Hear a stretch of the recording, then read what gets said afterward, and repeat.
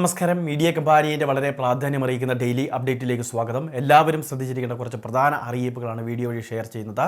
സംസ്ഥാനത്തെ ക്ഷേമ പെൻഷനുമായി ബന്ധപ്പെട്ട് ഏറ്റവും പ്രധാനപ്പെട്ട അറിയിപ്പുകളാണ് ഈ സമയത്ത് വരുന്നത്.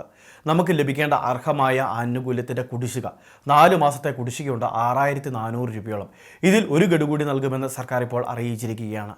ഇപ്പോൾ സംസ്ഥാന ബഡ്ജറ്റിന് മുന്നോടിയായിട്ടുള്ള പ്രത്യേക അഭിമുഖത്തിലാണ് ഈ കാര്യങ്ങൾ സംസാരിച്ചിട്ടുള്ളത്. അതുമാത്രമല്ല, പെൻഷൻ വർധനവ് 2500 രൂപ വരെ ആക്കുമെന്ന് പറഞ്ഞ് അധികാരത്തിലേറിയ സർക്കാർ സാമ്പത്തിക പ്രതിസന്ധിയിൽ നിലവിൽ ആ ഒരു വാഗ്ദാനം നടപ്പാക്കാൻ സാധിച്ചിരുന്നില്ല. എന്നാൽ ഈ ഒരു സമയത്ത് സംസ്ഥാന ബഡ്ജറ്റ് ഫെബ്രുവരി 7-നാണ്. ഈ സമയത്ത് അനുകൂലമായിട്ടുള്ള ഒരു അറിയിപ്പ് ഉണ്ടാകുമെന്നുള്ളൊരു പ്രതീക്ഷ ഈ സമയത്ത് സർക്കാർ പങ്കുവച്ചിരിക്കുകയാണ്. 100 രൂപയുടെ അല്ലെങ്കിൽ പരമാവധി 200 രൂപയുടെ ഒക്കെ വർധനവാണെങ്കിൽ പോലും അത് വലിയൊരു സഹായമായിട്ട് മാറുകയും ചെയ്യും.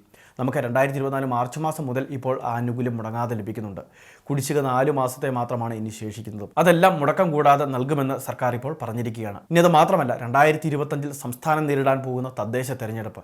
അപ്പോൾ അതുകൊണ്ട് തന്നെ ജനങ്ങൾക്ക് കൃത്യമായിട്ട് നൽകേണ്ട എല്ലാ ആനുകൂല്യങ്ങളും നൽകുക എന്ന് തന്നെയാണ് സർക്കാരിൻ്റെ ഇപ്പോഴത്തെ പ്രധാന ലക്ഷ്യം. ഇനി ഇതുമായി ബന്ധപ്പെട്ട മറ്റൊരു പ്രധാനപ്പെട്ട കാര്യം ഭിന്നശേഷി നേരിടുന്നവർക്കുള്ള ആനുകൂല്യമാണ്.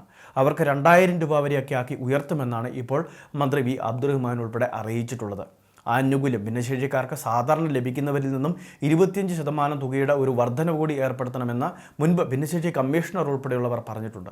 അതുകൊണ്ട് തന്നെ ഇവർക്ക് പ്രത്യേക പരിഗണന നൽകണമെന്നുള്ള നാളുകളായിട്ടുള്ള ആവശ്യം അത് അംഗീകരിക്കണം, അല്ലെങ്കിൽ അത് നടപ്പാക്കുമെന്നാണ് സംസ്ഥാന സർക്കാരിൻ്റെ തീരുമാനമെന്നാണ് മന്ത്രി വി അബ്ദുറഹ്മാൻ ഇപ്പോൾ അറിയിച്ചിട്ടുള്ളത്. രണ്ടാമത്തെ മറ്റൊരു പ്രധാനപ്പെട്ട അറിയിപ്പ്, സംസ്ഥാനത്തും അതോടൊപ്പം തന്നെ രാജ്യമെമ്പാടുമുള്ള ചെറുകിട കർഷകർക്ക് കിസാൻ ക്രെഡിറ്റ് കാർഡ് വായ്പ ഇനി മുതൽ ഈടില്ലാതെ ലഭിക്കുന്നത് 2 ലക്ഷമാക്കി ഉയർത്തിയിട്ടുണ്ട്. ജീവിത ചെലവുകൾ അതോടൊപ്പം തന്നെ കാർഷിക അനുബന്ധ മേഖലയിലെ ഉൽപ്പാദന വിതരണ മേഖലയിലൊക്കെ അനുഭവപ്പെടുന്ന വലിയൊരു സാമ്പത്തിക ബുദ്ധിമുട്ടുകളെല്ലാം പരിഹരിക്കുന്നതിന് ഈ ഒരു പദ്ധതി സഹായകരമാകും എന്നുള്ള ഒരു പ്രധാന അറിയിപ്പ് കൂടി ഈ സമയത്ത് വരുന്നുണ്ട്. അതായത് കിസാൻ ക്രെഡിറ്റ് കാർഡ് വായ്പാ പദ്ധതിയിൽ നിലവിൽ നമുക്ക് 3 ലക്ഷം രൂപ വരെയാണ് വായ്പ എടുക്കുന്നതിന് വേണ്ടി സാധിക്കുന്നത്. 2 ലക്ഷത്തിന് മുകളിലാണ് എങ്കിൽ ഈട് കൂടി നമ്മൾ നൽകേണ്ടതായിട്ടുണ്ട്. ഈടില്ലാതെ ലഭിക്കുന്നത് 2 ലക്ഷമാക്കി ഉയർത്തുകയും ചെയ്തിട്ടുണ്ട്. നമ്മളുടെ കൃഷിഭൂമി കൃത്യമായിട്ട് രേഖകൾ ഹാജരാക്കിയാണ് ഈ ഒരു വായ്പാ പദ്ധതിയിലേക്ക് അപേക്ഷിക്കേണ്ടത്. നാഷണലൈസ്ഡ് ബാങ്ക് വഴി നടപ്പിലാക്കുന്ന ഒരു വായ്പാ പദ്ധതിയാണ്. കേന്ദ്ര സർക്കാരിൻ്റെ പലിശ സബ്സിഡി ഉള്ളതുകൊണ്ട് തന്നെ വാർഷിക പലിശ നിരക്ക് കേവലം 4% മാത്രമായിരിക്കും. അതുമാത്രമല്ല, എല്ലാ വർഷവും ലോൺ പുതുക്കിയെടുക്കുന്നതിനുള്ള സൗകര്യവും ഇവിടെ ബാങ്കുകൾ ഒരുക്കി തരുന്നുണ്ട്. നമ്മളുടെ കൃഷിഭൂമിയുമായി ബന്ധപ്പെട്ട ബാധ്യതാ സർട്ടിഫിക്കറ്റ്, ലൊക്കേഷൻ സ്കെച്ച്, അതോടൊപ്പം തന്നെ കൈവശാവകാശ സർട്ടിഫിക്കറ്റ് തുടങ്ങിയ പ്രധാന രേഖകളൊക്കെയാണ് ഇതിനു വേണ്ടി ഹാജരാക്കേണ്ടത്. സ്ഥലത്തിൻ്റെ കരമടച്ച രസീത്, ആധാരത്തിൻ്റെ പകർപ്പ് അല്ലെങ്കിൽ പട്ടയത്തിൻ്റെ പകർപ്പ്, ഇങ്ങനെയുള്ള വിവിധ രേഖകളും ഇതോടൊപ്പം തന്നെ സമർപ്പിക്കേണ്ടതുണ്ട്. അപേക്ഷകൻ്റെ ഫോട്ടോ ഉൾപ്പെടെയുള്ള കാര്യങ്ങൾ കൂടി നൽകി വേണം ഇതിലേക്ക് അപേക്ഷകൾ സമർപ്പിക്കാൻ. മറ്റ് ബാധ്യതകൾ, വായ്പ എടുത്തിട്ട് മറ്റ് ബാധ്യതകളുള്ളവർക്ക് ഈ സ്കീമിലേക്ക് അപേക്ഷിക്കാൻ സാധിക്കുന്നതല്ല. ഏറ്റവും അവസാനത്തെ പ്രധാന അറിയിപ്പ്, സംസ്ഥാനത്ത് 14 ലക്ഷത്തോളം മുൻഗണനാ റേഷൻ കാർഡിലെ അംഗങ്ങൾ കൂടി മസ്റ്ററിംഗ് ചെയ്യാനുള്ളതായിട്ട് സർക്കാരിൻ്റെ പ്രധാന അറിയിപ്പ് വരികയാണ്.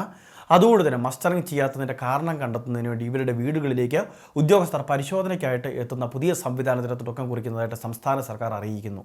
വിദേശ രാജ്യങ്ങളിൽ അതോടൊപ്പം തന്നെ നാട്ടിൽ ഇല്ലാത്ത, അതായത് പഠന ആവശ്യങ്ങൾക്ക് മറ്റ് സംസ്ഥാനങ്ങളിൽ പോയവരുടെ സ്റ്റാറ്റസ് NRK എന്ന് പറയുന്ന സ്റ്റാറ്റസ്, നോൺ റെസിഡൻറ്റ് കേരളൈറ്റ് ആയിട്ട് മാറ്റുന്നതിന് വേണ്ടി താൽക്കാലികമായിട്ട് അത് മരവിപ്പിച്ച് നിർത്തും. അതിനുശേഷം അവർ നാട്ടിലെത്തിയ ശേഷം മസ്റ്ററിംഗ് ചെയ്തു കഴിഞ്ഞാൽ ഇത് വീണ്ടും സജീവമാക്കുന്നതാണ്. അല്ലാത്ത പക്ഷം അവരുടെ പേര് കാർഡിൽ നിന്ന് നീക്കം ചെയ്യുന്ന ഉൾപ്പെടെയുള്ള കാര്യങ്ങൾ സർക്കാർ സ്വീകരിക്കുന്നതായിരിക്കും. അതുകൊണ്ട് തന്നെ ഈ ഇളവുകൾ എല്ലാവരും പ്രയോജനപ്പെടുത്തുക. ഇനി ആരെങ്കിലും ഇത്തരത്തിൽ മസ്റ്ററിംഗ് ചെയ്യാനുണ്ടെങ്കിൽ ആ കാര്യം കൃത്യമായിട്ട് സർക്കാരിനെ അറിയിച്ച് ഇത് പൂർത്തിയാക്കുന്നതിന് വേണ്ടി ശ്രദ്ധിക്കേണ്ടതാണ്.